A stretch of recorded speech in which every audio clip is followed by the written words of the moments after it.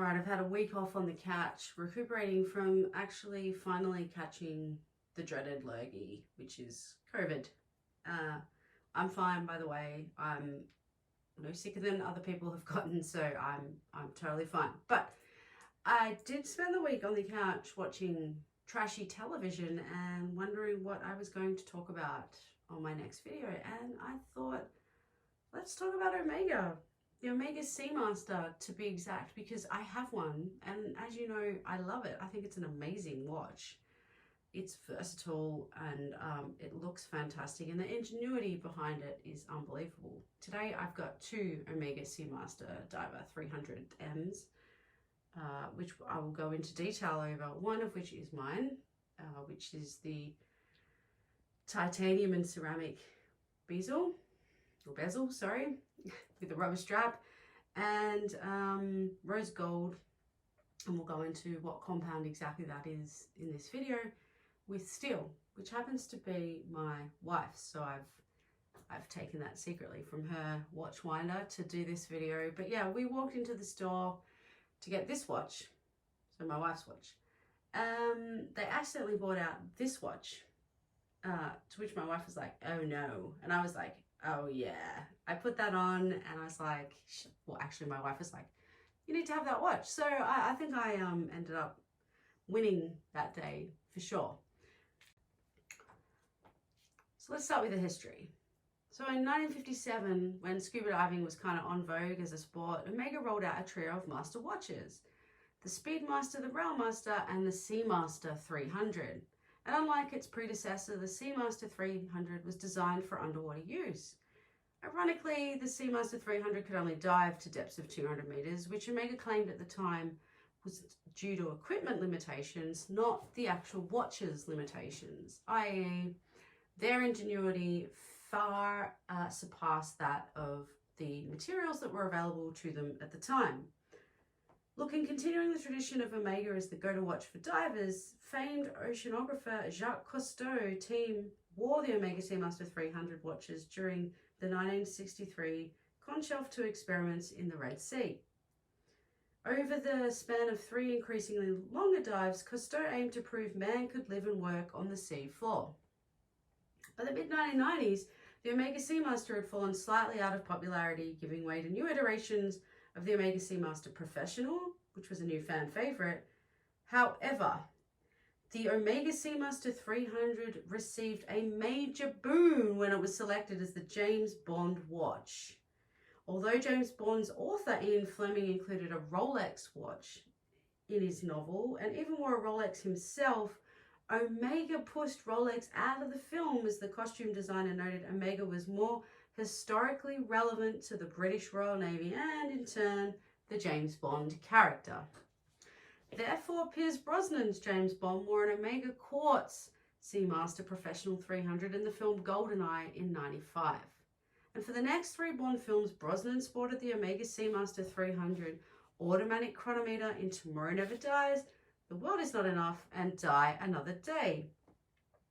Now, when actor Daniel Craig was cast in the next Bond film, which incidentally, Die Another Day was 2002 and Casino Royale was 2006, he wore an Omega Seamaster 300 and an Omega Seamaster Planet Ocean with a rubber strap for the action scenes. Now, Craig donned a Seamaster Planet Ocean again for Quantum Solace and a Seamaster for Skyfall in celebration of the 24th Bond film Spectre and a 20-year-long partnership with the Bond franchise. Omega released the special edition Seamaster 300 Spectre, which harkened back to the original Bond Seamaster. Look, it's a pretty epic and fantastic looking watch, I've got to say, as you can see from the pictures. So let's start with the specs. Now, it's a Diver 300. It's a Co-Axial master chronometer. Now, my wife's watch, here it is again, and I'll pop it up as a proper picture on the screen, but basically here we're looking at a case of Sedna Gold and steel at 42mm and titanium and black ceramic, which is my watch at 43.5mm, so slightly different. The rest is pretty much the same. So you've got a 13.7mm deep face. You've got the 50mm lug to lug, 20-meter lug width, 300-meter water resistant, and you've got the anti-reflective coating, which happens to be on the top and the bottom of the sapphire crystal. I've had a couple of people put messages, I think on my Insta in the past, about the reflective only being on one side, but I can confirm to you, based on my research anyway, it's actually on both sides. It's got a black ceramic bezel and white enamel markers. So the ceramic dial is also laser etched, which makes it look pretty awesome. Now the bracelets for both of these watches come in rubber. Now other bracelets are available, but these ones in particular with the rubber, and I'm telling you now, it's stylish, it tapers, and it fits perfectly. There's something about this watch being on the wrist which just kind of sings, really. It just kind of works. And the rubber doesn't dress it down. In fact, you can wear this watch casual and you can wear it fancy. This is, generally speaking, my everyday watch. I know it's fancy for an everyday watch. I'm very fortunate and lucky to have it as that. But because of the titanium, it's actually really lightweight, and it just wears exceptionally well.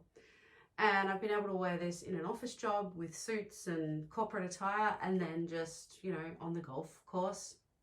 Just side note, I haven't been on a golf course in about 4 years, but we don't need to go into those kind of details. The movement. It's a self-winding coaxial escapement. All right, it's certified master chronometer, which, I mean, really, this is where I start to learn some stuff, because I have no idea what they're talking about. Basically, it's a combination of two pedigrees. So it's COSC, and then another lab called METIS, which is the Swiss Federal Institute of Metrology.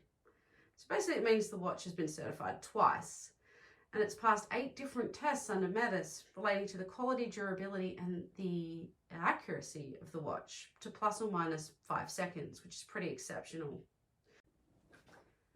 Wearability. This is where this watch for me kind of wins hands down. Look, I typically, as you know, like a larger watch. I love Panerai watches. They're a big watch. And so for me, not all Omegas are great because some of them are smaller, but the perfect part for me about this watch is the 43.5mm size, which is the larger size as part of this special edition version of the watch in the titanium, and it works for me. So I'll throw up some pictures, but you'll be able to see from the 42mm the difference for me and just the wearability. And it's just lightweight, it's classy, and it's very stylish, and it just looks fantastic on. I mean, it honestly is a beautiful watch. Like, it's almost perfect in my view.